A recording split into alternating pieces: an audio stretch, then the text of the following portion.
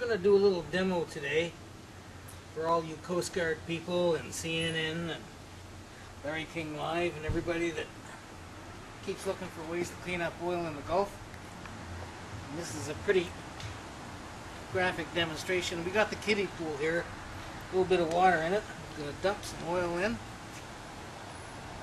The material inside this boom, there's some flotation material and some recycled tire fiber that Marine Accessories uses to fill their bilge pump filters. We'll just go after this oil with it. Not bad, cleans it up pretty good. But the material itself is relatively inexpensive to build. Solves a big problem because it's using old tires and cutting them up. If you use the material just loose on the surface of the water, you can go after the oil with it, and it will adsorb it. It coats itself with the oil. We're going to hasten the process up here. Normally wave action will take care of this pretty quick.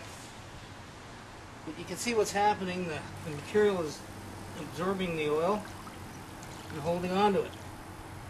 So we call this fiber an oil binder because there's no chemical reaction here. All it's doing is attracting the oil to itself and having it stick to it and holding it. Now the material is hydrophobic, so you pick it up, the water runs out, the oil stays in. You squeeze it, just the water comes out. So a bit of an ideal situation for cleaning up the ocean with oil floating in it or on it. Got a little bit over here.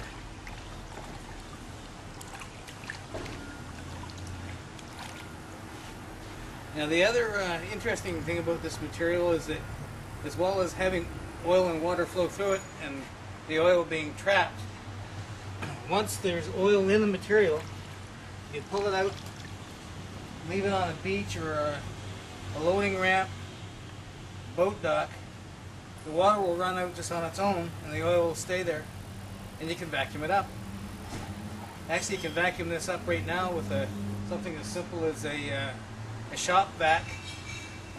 Any of the big suction machines that they are in the Gulf now sucking up oil will suck up this stuff. If you leave it in the water, the wave action will actually drive it up on the beach and it'll pick up the oil that's on the beach and on reeds and on plants. You use a handful of it to get oil off of birds, animals. It's non-toxic, won't hurt anything in the water.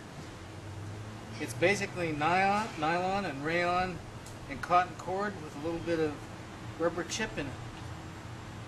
We manufacture this stuff from material that we get from tire recyclers, and there's 8 operations in the United States that make the raw product that we build this stuff from. We can deliver it for pennies a pound, and there's virtually an unlimited supply of it. There's unlimited supply of old tires. Making booms out of it is no more difficult than making booms out of any material.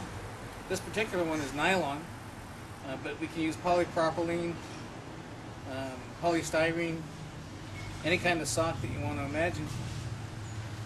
So that's it in a nutshell. It needs to get cleaned up. This will do it.